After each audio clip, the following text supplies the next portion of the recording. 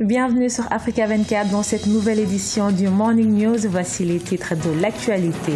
Dans le cadre de la campagne présidentielle au Gabon, le président Ali Bongo Ondimba s'est rendu au centre du pays, une occasion pour le président sortant d'inviter les électeurs à faire le bon choix le 27 août prochain. En Mauritanie, le secteur de l'élevage est l'un des piliers de l'économie. Le domaine occupe près de 10% de la population active et représente 12% du produit intérieur brut. Et puis au Congo, l'AC Léopard de Dolisie a remporté son 5e titre national face au club athlétique Renaissance Aiglon. La rencontre s'est tenue ce dimanche à Madingu en marge des festivités de la fête nationale congolaise.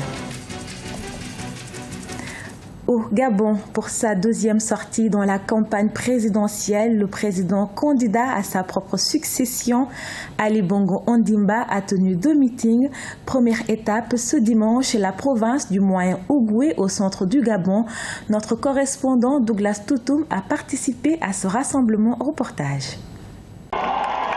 Après son ouverture de campagne à Libreville qui a mobilisé 60 000 personnes selon la police, le président sortant Ali Bongo Ondimba a poursuivi sa campagne de candidat à l'élection présidentielle du 27 août 2016 dans la province du Moyen-Ogooué. Une étape dans la ville de Ndjolé au cœur du Moyen-Ogooué avant de gagner Fougamou dans l'Angounié puis de rallier la capitale provinciale Lambaréné. Dans une allocution conquérante, Ali Bongo Ondimba a invité son auditoire du jour à faire le bon choix le jour du scrutin.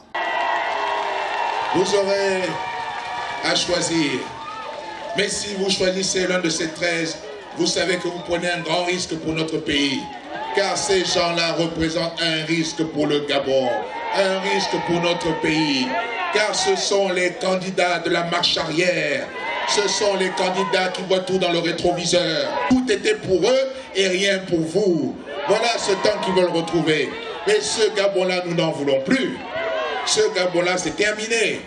Alors moi, j'ai un autre choix. C'est le choix que vous allez préférer. C'est le choix du Gabon qui gagne, ce Gabon qui avance. À Lambaréné, le candidat du Parti démocratique gabonais au pouvoir a été rassuré par les progrès enregistrés dans le secteur de la santé. Il a dit pouvoir faire plus en ce qui concerne l'amélioration des conditions de vie des Gabonais grâce à son programme L'égalité des chances. Pas d'éducation, pas de formation, pas de développement. Et voilà pourquoi nous allons investir massivement dans la formation. Car je veux voir tous les Gabonais, les Gabonaises être formés, être éduqués, être autonomes et avoir un emploi décent pour que chacun soit digne dans notre pays. Voilà ce que nous voulons dans ce pays. Voilà. Et ça, le 28 août au matin, nous voulons nous réveiller. Nous voulons nous réveiller avec qui? Ali Bongo Ondimba sera dans la province du Moyen-Ogooué ce lundi 15 août 2016, une province réputée être le fief de l'opposition. Dans cette localité, le président sortant a également reçu le soutien du Parti pour le développement et la solidarité sociale, un des principaux partis de l'opposition dans la province. En Centrafrique, la mission des Nations Unies a annoncé ce dimanche 14 août avoir arrêté 10 individus qui circulaient au sein d'un convoi. Il s'agirait, selon la MINUSCA, des ex-Seleka, affirmant avoir reçu l'autorisation de se rendre à une assemblée générale des groupes armés, une version réfutée par les autorités centrafricaines. Les explications de Djarandiaï. La MINUSCA intercepte un convoi au sud de Sibout. Les forces onusiennes en Centrafrique ont annoncé dimanche avoir arrêté 10 individus qui circulaient au sein d'un convoi lourdement armé. 25 d'entre eux auraient pris la fuite. Le convoi avait quitté Bangui très tard, le 12 août 2016, et avait échangé des tirs avec les forces de sécurité nationale à plusieurs points de contrôle en cours de route. Ces incidents ont causé un certain nombre de morts et de blessés. Les troupes de la MINUSCA ont récupéré une quantité importante d'armes et de munitions, ainsi que les véhicules utilisés par le convoi. D'après les autorités centrafricaines, il s'agit de membres de l'ex-Seleka. Le ministre centrafricain de la Sécurité, Jean-Serge Bokassa, a d'ailleurs affirmé que 3 des hommes arrêtés faisaient l'objet d'un mandat d'arrêt pour leur appartenance à l'ex-rébellion. De leur côté, les ex-Seleka affirmaient se rendre à une assemblée générale des groupes armés dans le nord du pays avec l'aval des autorités. Autorités qui affirment ne pas avoir eu connaissance de cette demande d'autorisation. À ma connaissance, quand il y a une réunion de ce genre ou une rencontre de ce genre, il fallait le faire sur un document écrit.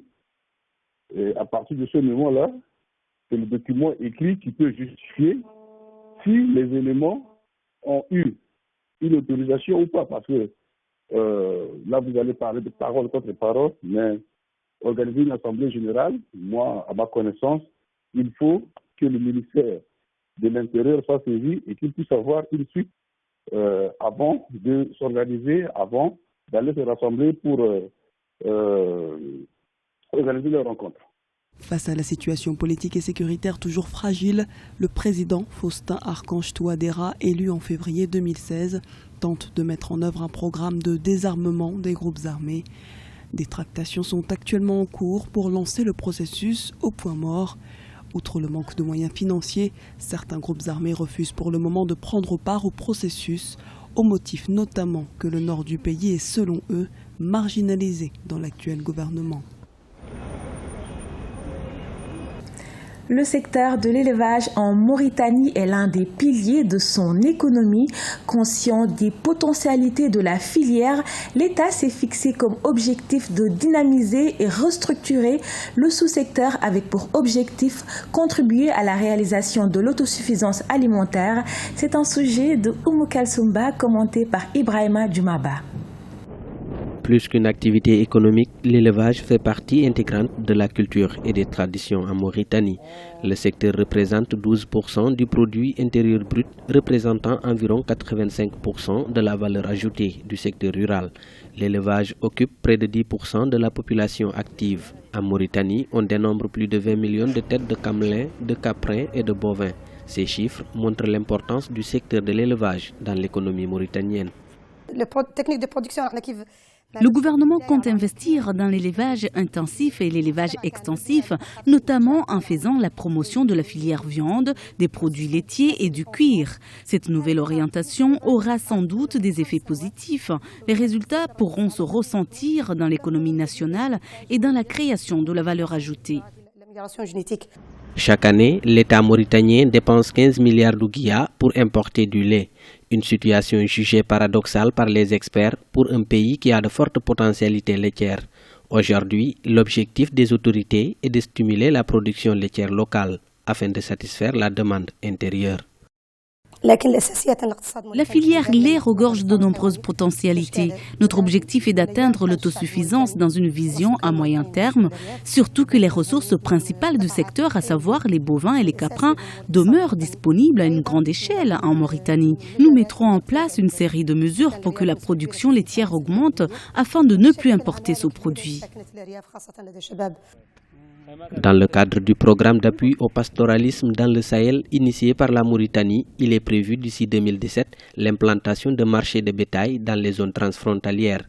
Avant la mise en œuvre de ce projet, la Mauritanie s'est engagée à exporter vers le Sénégal plus de 350 000 moutons pour les besoins de l'Aïd el-Kébir, communément appelé Tabaski, qui sera célébré au mois de septembre 2016. 45 millions de dollars supplémentaires sont nécessaires pour soutenir l'agriculture éthiopienne.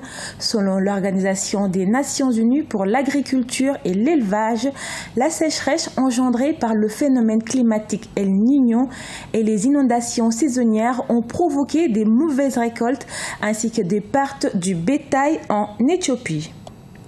Du sport pour terminer cette édition, l'AC Léopard de Dolisie a remporté son 5e titre national face au club athlétique Renaissance Aiglon.